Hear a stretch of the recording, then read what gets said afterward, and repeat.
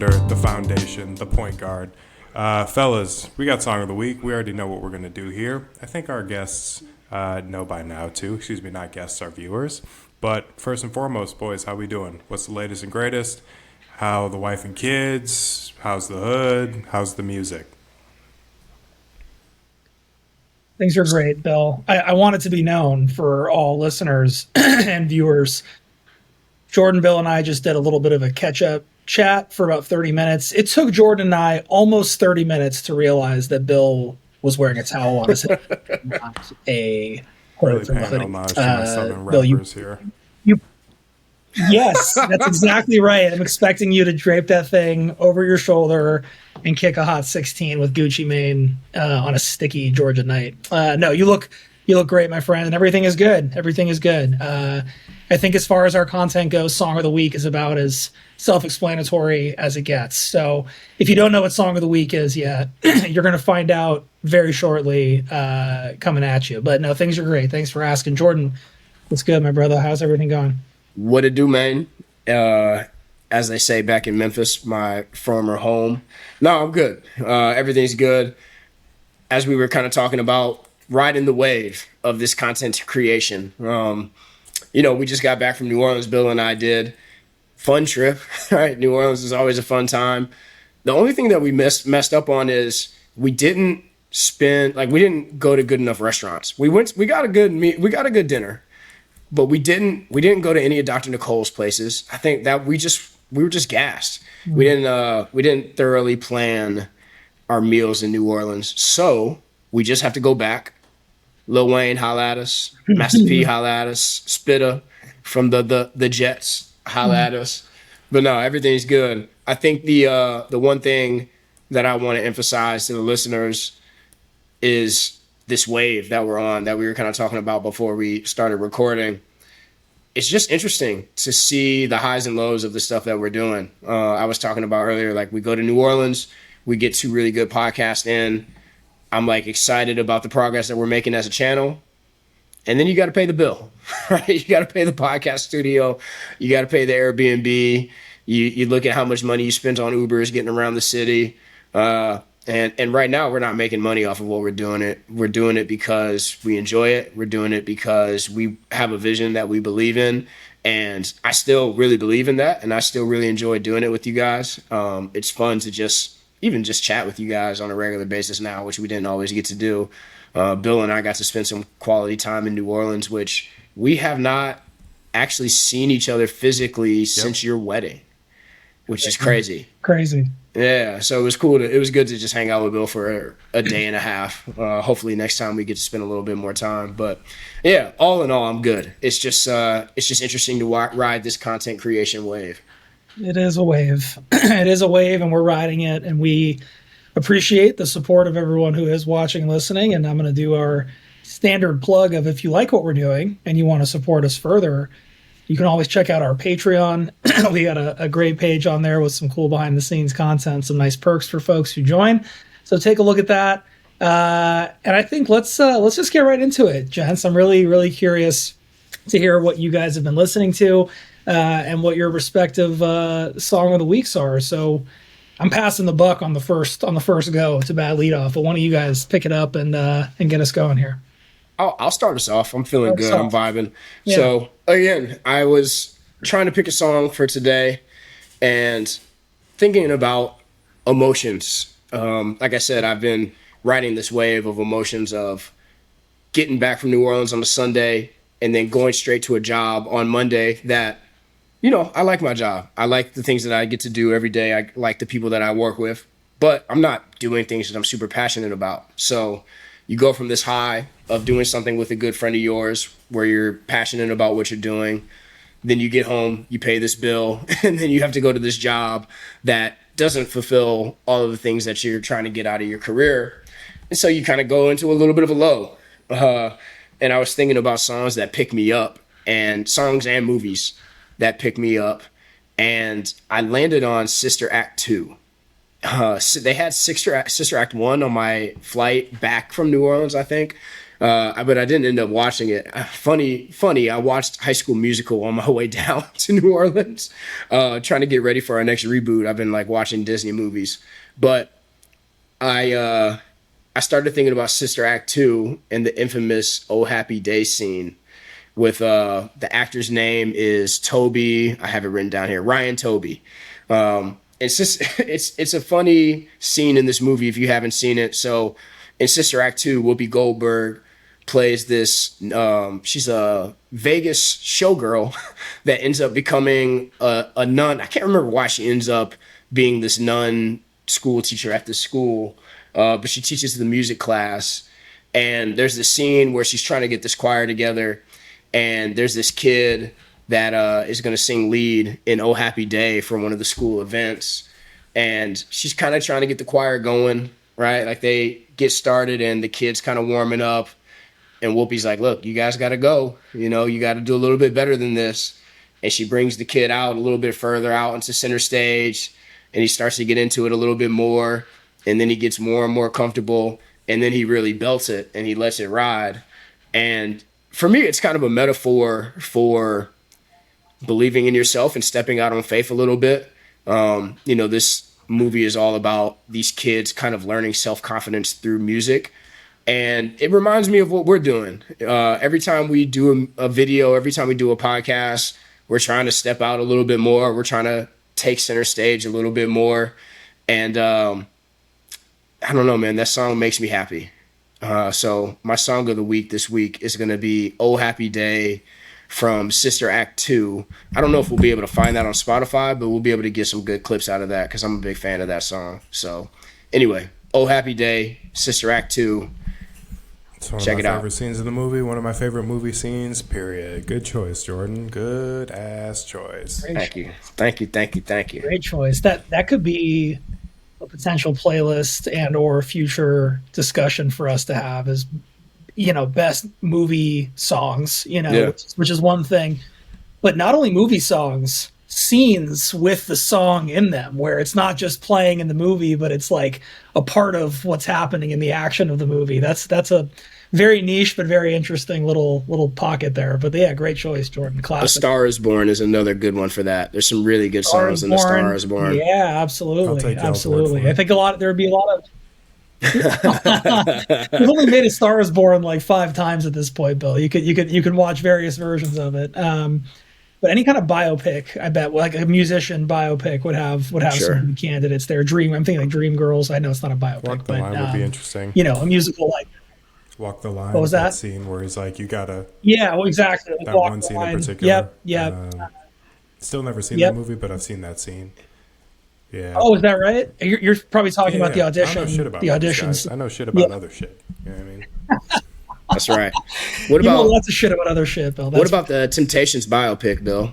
Or the like Temptations? It's not a bio. It's a drama series biopic, Yeah. whatever you call Ain't those nobody things. Come to see you, Otis. 4-part series. Ain't nobody coming to Oh, see they also you, got the New Otis. Edition one that came out like 4, 5, 6 years ago. The new edition was good. Yep. There's the Ike and Tina movie with, I believe it was Angela Bassett, I think, who played. Yeah. What's the Tina- name of that damn movie? Oh, I know. It's on the tip of my tongue. Hold on, It's named after one of Tina's songs. It is. I just can't think of which one it is. Hold on. What is the name of that What's one? love got to do with it? Yeah, there you go. I could have Of just, course. I There you coulda go. just What's guessed love that. got to do Sorry, with everyone who was screaming that. I know that. That is a safe guess with her songs. Anyway, great And also, choice, Jordan. We'll do I love one that. really recently because he won an award for it. Timothy Chalamet, like a Rolling Stone with the Bob Dylan. I was going to say, that might be. yeah. I haven't seen that it. one I'm yet. Just naming movies to sound like I'm tapped in, but you know. For someone who's not a movie guy, you got a lot of recs over there, Bill. But I would also say I have seen that. I did watch the Chalamet as Bob Dylan rendition, and it was good. He did a very good job. Ed Norton was also fantastic in that movie as Pete Seeger, or The original Pete Seeger's Hulk was friend. in I that forget movie. exactly. Wow. The What he's best original known for, R.I.P. obviously. Lou Ferrigno. R.I.P. Lou Ferrigno. Yeah. Tyler Durden was in it. But yeah, he's good. There's a great scene that we're talking about in that movie where he's playing a song to Woody Guthrie, which is a real Bob Dylan song, but in the movie they do it that he's literally in his hospital room playing it to the literal Woody Guthrie, which is very, very cool and well done. Anyway. The Marley movie was really good too. At least I really enjoyed it. I don't think it got great reviews, but I really enjoyed the Marley movie.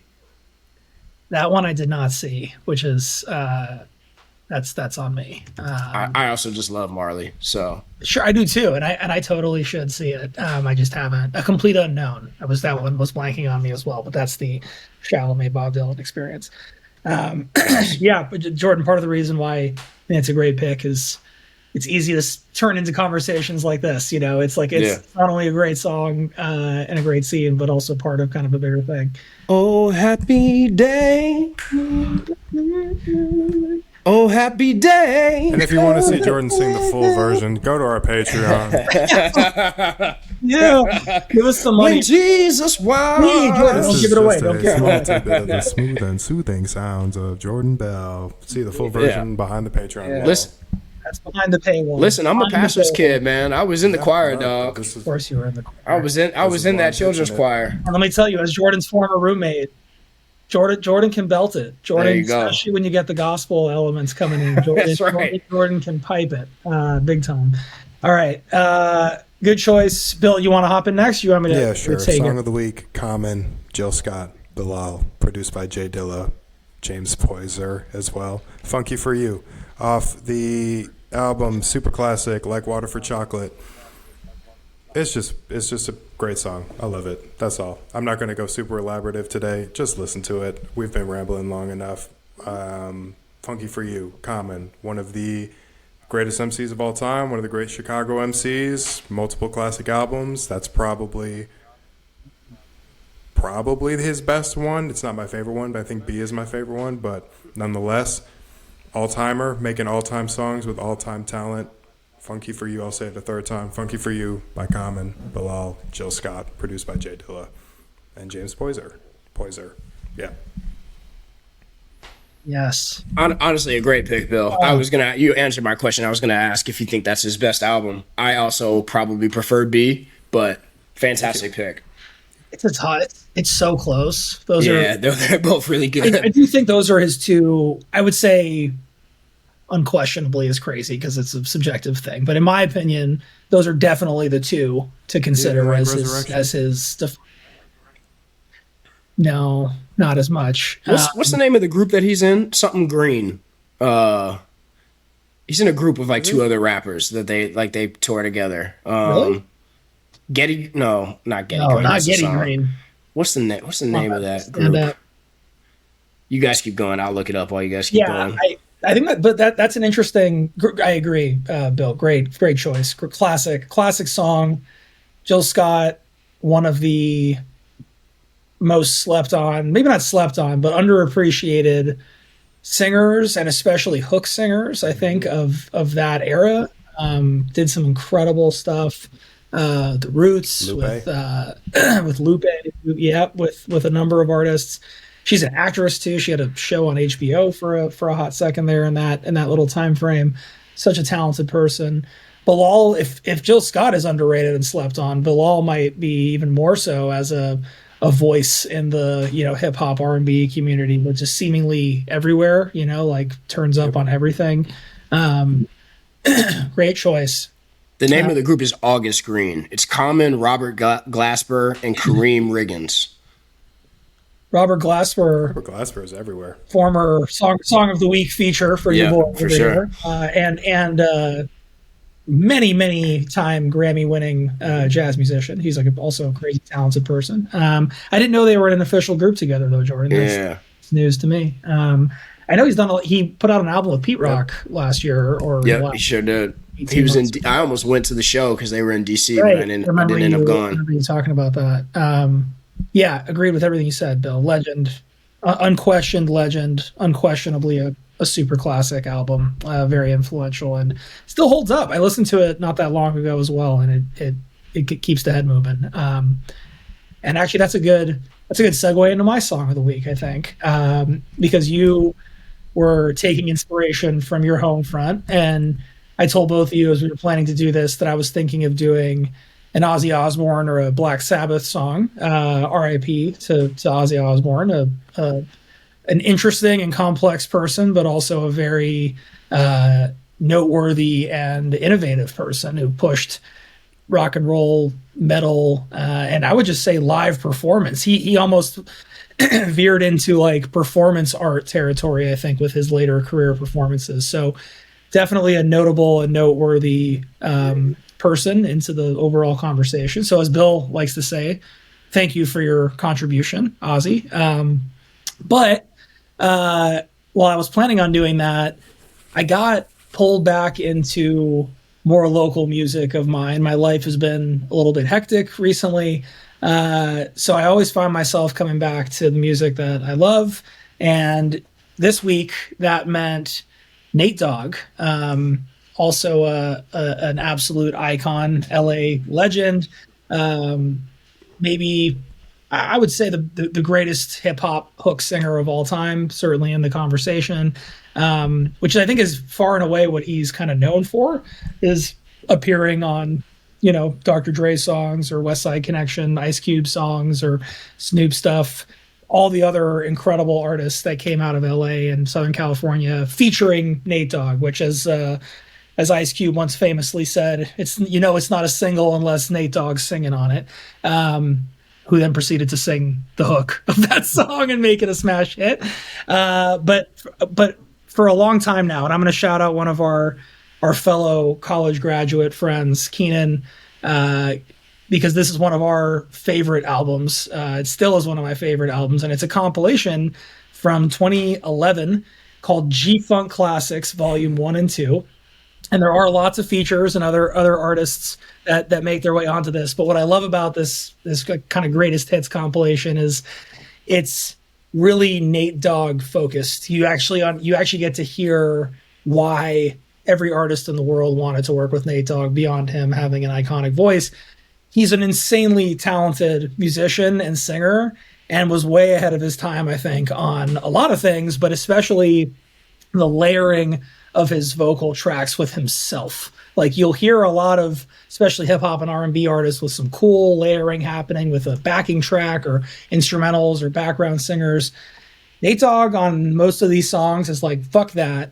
It's going to be 8 tracks of Nate Dogg, and they're all going to blend together in a way. It's almost like Michael Jackson did, back when he was creating his stuff, where it's like, we don't need background singers. I'm just going to sing background. I'm just going to pitch it up and I'm going to sing it at a different octave and my own voice. Nate Dogg does that on this compilation in his way, in his G-Funk way. And I have been obsessed with it for going on however many years it's been, 15 odd years since I first started listening to it. So I could truly pick, I'm looking at the track list now just to refresh myself. And like, there's probably 10 songs off here that I could pick as being my song of the week because I've been listening to all of them for so much. But I'm going to end up just picking Just Another Day, which is a Nate Dogg song featuring Val Young and Butch Cassidy. Just Another Day is like a quintessential West Coast banger, has a real knock to it, something you can play in the car, which, as you guys know, is something that I value a lot in listening to music. And it's just fun. It's a fun, energetic hip-hop R&B song that, like you were saying, Jordan, with your song, something that picks you up and just gets some energy kind of into your blood. Just Another Day by Nate Dogg gets you rocking right there. But of course, in a cool, understated Nate Dogg type of way. So everyone's probably heard of Nate Dogg, but if you've never listened to Nate Dogg's more solo skewing stuff, a great place to start is G-Funk Classics Volume 1 and 2, and might as well give it Just Another Day, which is my song of the week this week. Bro, the thing I love about Nate Dogg is like Nate Dogg created his own sound in a way that's super unique. Like there's something about, there's something about his voice and just the tone of his voice where as soon as you hear it, it's him. It's just super, kind of like with, we talked with Jay Davy, like there's something always unique about what he brings to a track. I love the Nate Dogg stuff. For unique, sure. But also so relatable always, right? It's like, it never feels like whoa, Nate took a real swing with this, and it sounds No. crazy. It's like, damn, that works. Like whatever he's doing, just it kind of scratches that itch. It's like imminently relatable, which is amazing. He found what so many artists are looking for, which is truly his sound. Right. Like he found the sound that works for him, and he mastered it. Yep. I would also say that his singing doesn't feel so unattainable that it's like aspirational. It seems like his timbre, is that the term, timbre, his pitch, his tone, is like something anybody could get into the pocket on, but they couldn't quite sound like him just because of the kind of darker tones of his voice. So it makes you want to sing along. Absolutely. I think that's part of that relatability. Yeah, it's part of that relatability where you can, yeah, exactly right, Bill. But I think that crucial secret sauce is that like everyone can do it their way, but there's only one Nate Dogg. R.I.P., which I should have said at the top, but one of the absolute best to ever do it. This is probably not what you think of first when you think of Nate Dogg, but I always think of. Have you guys ever seen the movie Head of State? The Chris Rock movie? A long time ago, yeah. If you remember, Nate Dogg is like the soundtrack to that song. Like the transitions between each scene or like each kind of act of the movie is Nate Dogg singing like, "This is him and he's the head of state." I'm sure I butchered that, but like it's Nate Dogg. I forgot. Yeah, Nate Dogg sings the transitions throughout the entire movie, man. So whenever I think of Nate Dogg, that's the first kind of voice I hear in my head is him singing the narrations to Head of State. There was nothing that Nate Dogg couldn't do. I believe that firmly. But yeah, no, he's a good one, and it's funny, but Bill, like you and I, just going back to we talk about the regionality, and now the lack of maybe regionality in music and hip hop especially. But for me, like when I'm busy or I have a long week or I need to just kind of listen to something, it's those local things that I grew up with that I feel a connection to beyond just the music. And part of that is actually not even LA based. It's Keenan, our friend, and Jordan, you like listening to this stuff together at school. There's such that connection to it beyond it just being music, which I think is what you're saying, what we're all saying, Jordan. When you say I find his voice, it's like that voice that's able to make it more meaningful than just another R&B song, and so like doing that is so difficult, and when you do it right, you have staying power. And 15 years after your greatest hits album came out and several years after you passed away, it's still meaning something to people, which is amazing. For sure. All right, great picks, everybody. Anybody got anything before we get out of here? That's all I got. Always, listen to the songs if you're unfamiliar. Broaden your horizons. Pass the shit on to other people so they broaden their horizons. And then all of a sudden we have a big-ass horizon. But, Jordan, I'll leave it to you because I'm terrible at signing off. But in the meantime, thank y'all for listening. Yes. I just want to say real quick, happy birthday to my father. Yesterday was my dad's birthday. So hey! I have no idea. I have no idea if he listens to this, but my dad's birthday was yesterday. Pops, I love you. Other than that, everybody, thank you for tuning in. We appreciate the love. We appreciate the support. Until next time, you guys know who everybody is. We're out of here. Peace.